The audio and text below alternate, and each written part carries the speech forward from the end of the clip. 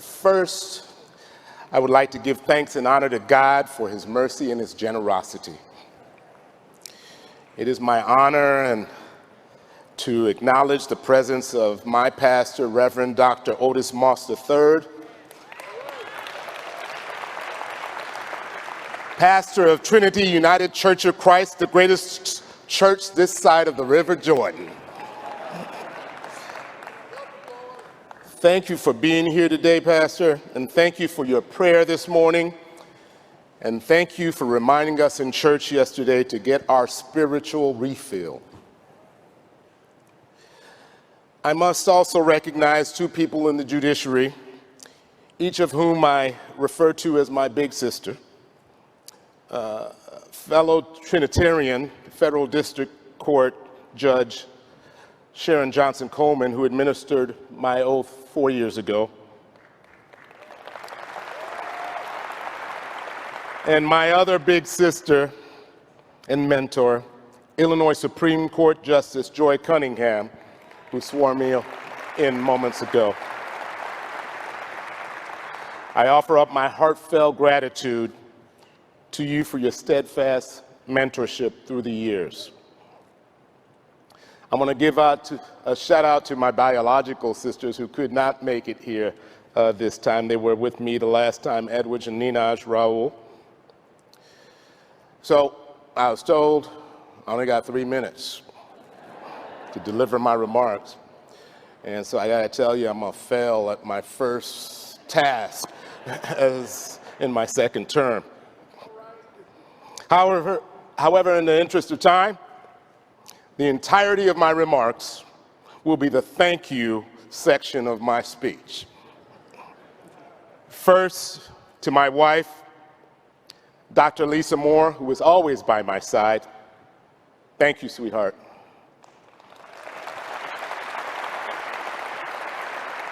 I had the distinct honor of watching my wife be a true hero during our unprecedented pandemic. Day after day, she would faithfully head to the hospital at a time when many of us were safe in our homes.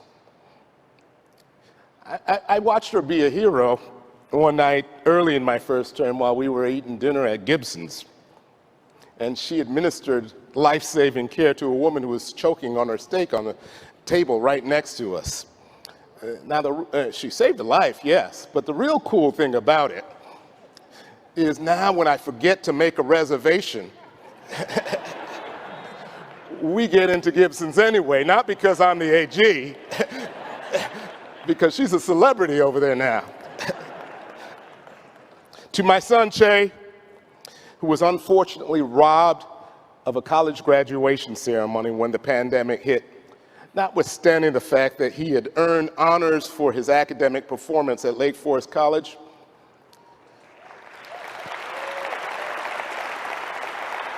Son, you have amazing character. Che had the strength of character to quit his first job as a manager at a fulfillment center because he didn't support having to impose discipline quotas and unfair working conditions on his subordinates.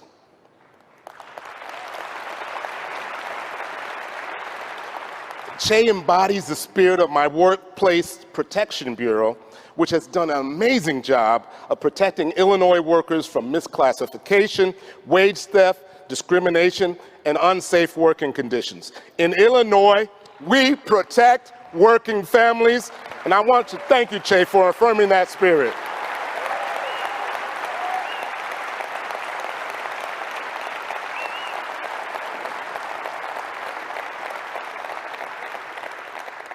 My daughter, Ms. Ann, who could not be here, she recently graduated from the University of Missouri and now desires to attend law school and become a public interest lawyer. Go figure.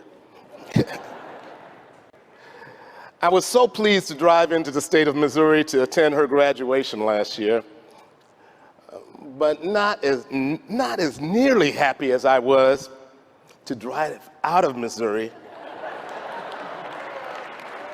and get her the hell out of a state that does not respect a woman's right to make decisions about her body.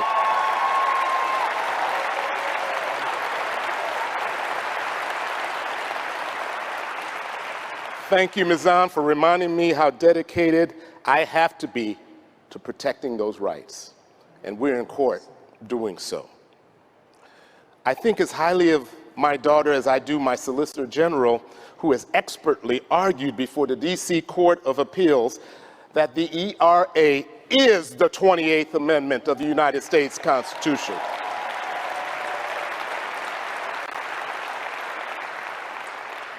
And when she's about to become a lawyer, I want my daughter to someday to be able to hold up her right hand and swear under oath to protect the Constitution of the United States of America. But I want that to be a Constitution that protects her as an equal.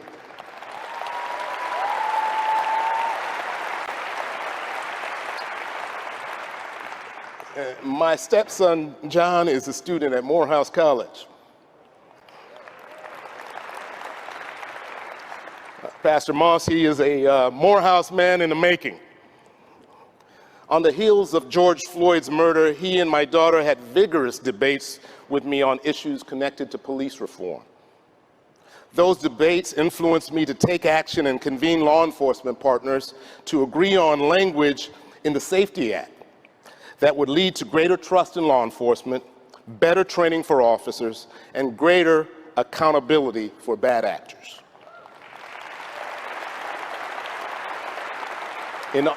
In other words, the Safety Act language enhances our ability to maintain constitutional and professional policing throughout the state of Illinois.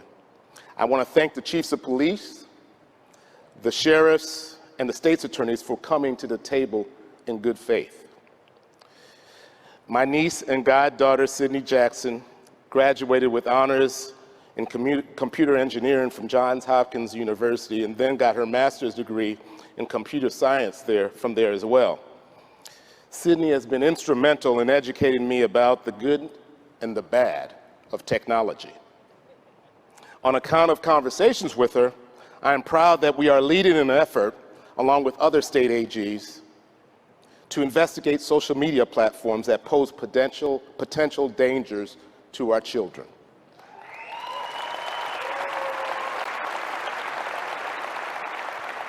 I'm also happy that our criminal team is investigating the criminal use of online platforms to monetize proceeds of organized retail crime for other criminal use.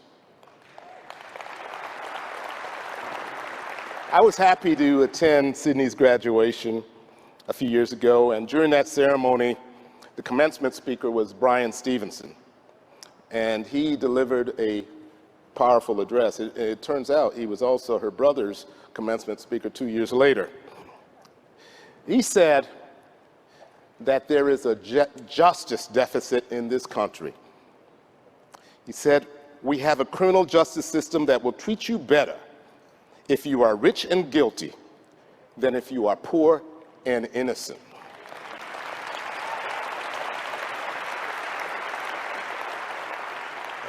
Those words ring relevant today as we prepare for arguments before our state's high court with regards to the Pretrial Fairness Act. Consistent with our constitutional presumption of innocence, we should not hold people in jail simply because they are poor.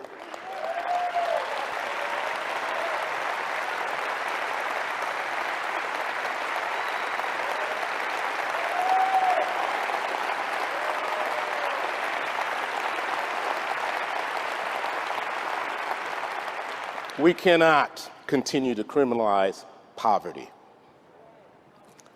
Importantly, I want to thank my outstanding staff.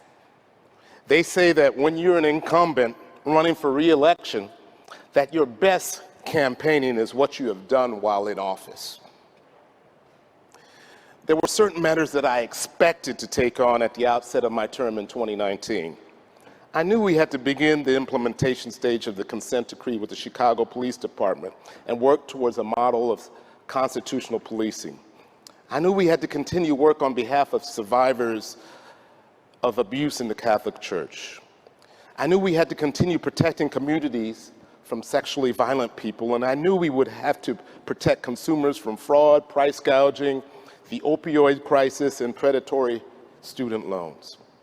And I knew we would have to fight policies that were put in place by the incumbent president at the time that I was sworn in.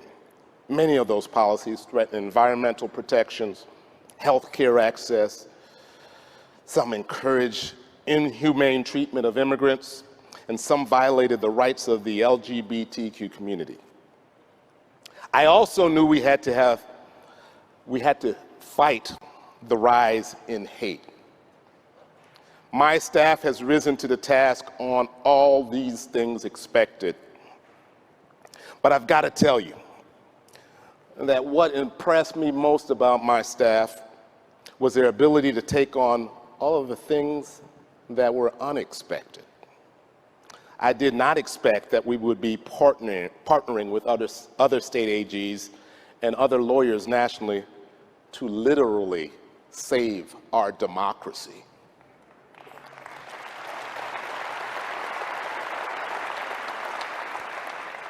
And then there was the unprecedented coronavirus that hit us in the spring of 2020. Our Workplace Rights Bureau had to rise to the occasion to protect those whom we learned to call essential workers from unsafe working conditions. Whether in person or virtually, my staff also had to battle countless frivolous legal actions that sought to undermine life-saving emergency protocols that had been put in place by our governor and other public health officials. Policies which have demonstrably saved lives in the state of Illinois as compared to surrounding states that were more lax. Yeah, you can clap to that. We were forced into this predicament while working from remote locations, which meant we were heavily reliant on technology. We certainly did not expect at that moment for our office to be hit by a crippling cyber attack. I'm proud to say that the ransomware attack did not stop my staff's work. I want to sincerely thank you for your resilience and ability to adapt and continue representing the people of the state of Illinois.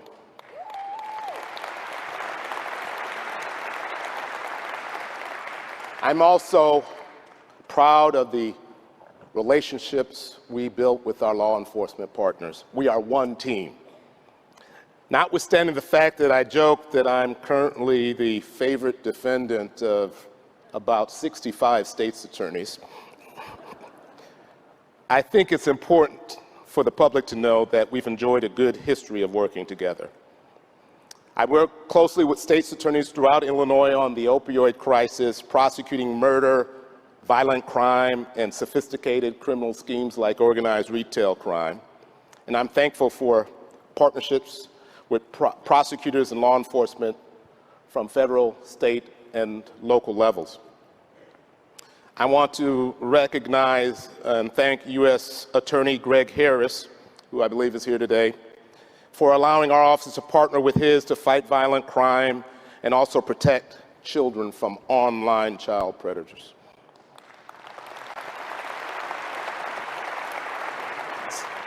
Since 2019, we've also partnered with the United States Secret Service's National Threat Assessment Center on multiple training sessions regarding how to detect and prevent mass shootings in schools, places of worship, and other public places.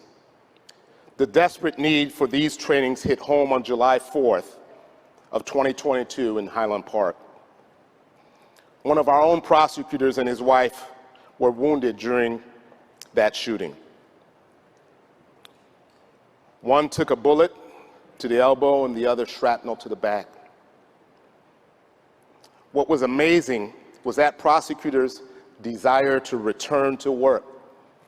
He actually emailed his supervisor that night he was shot and asked for a single day off. He was head of our statewide grand jury unit that has investigated and prosecuted gun trafficking cases. I believe he perfectly exemplifies the dedication of our staff.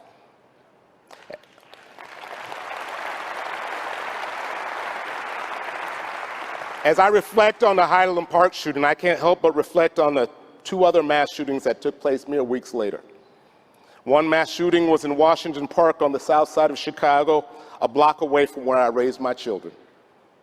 The other in Garfield Park on Chicago's west side.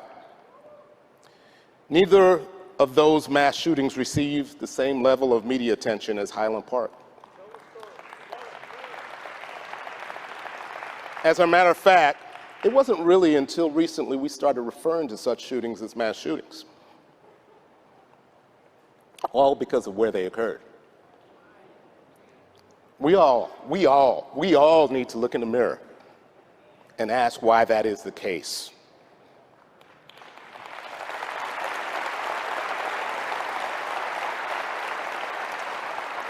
Illinois and the nation were traumatized by the horrific event that struck Highland Park. People, including myself, were rightfully shocked that such an extreme violence had visited a place like Highland Park. But there should be no neighborhood where we expect gun violence to hit.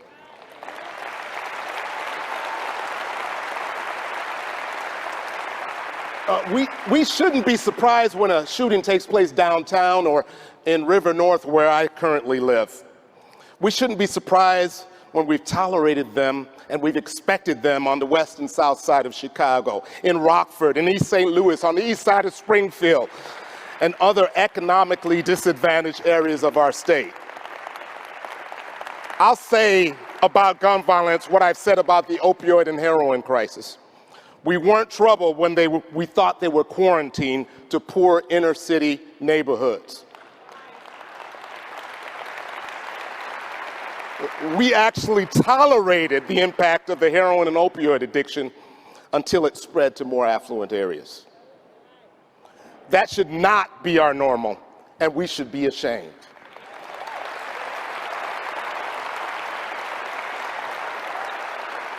Now, I know I went long, and I apologize to my constitutional officers, but my final thank you is to someone not here today, my mother.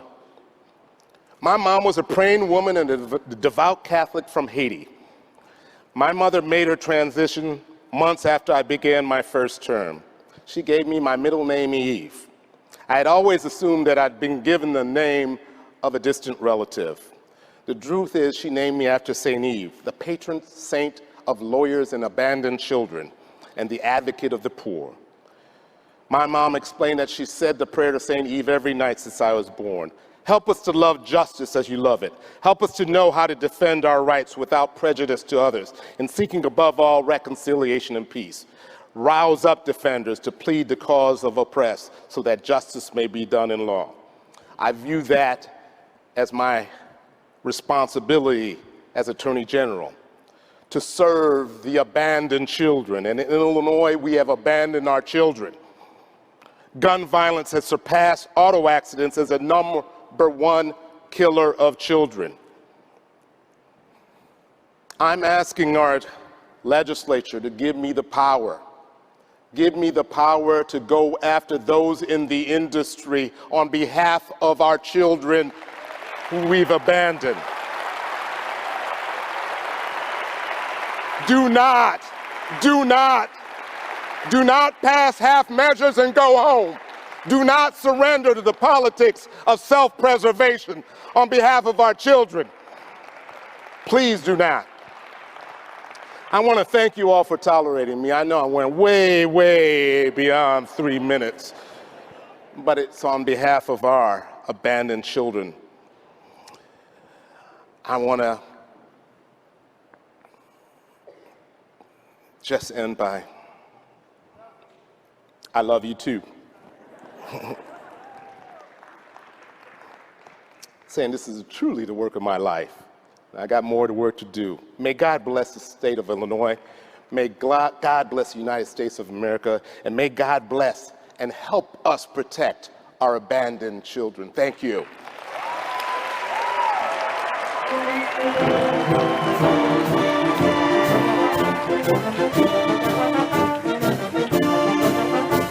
Thanks for watching, and if you haven't already, please consider subscribing to our channel.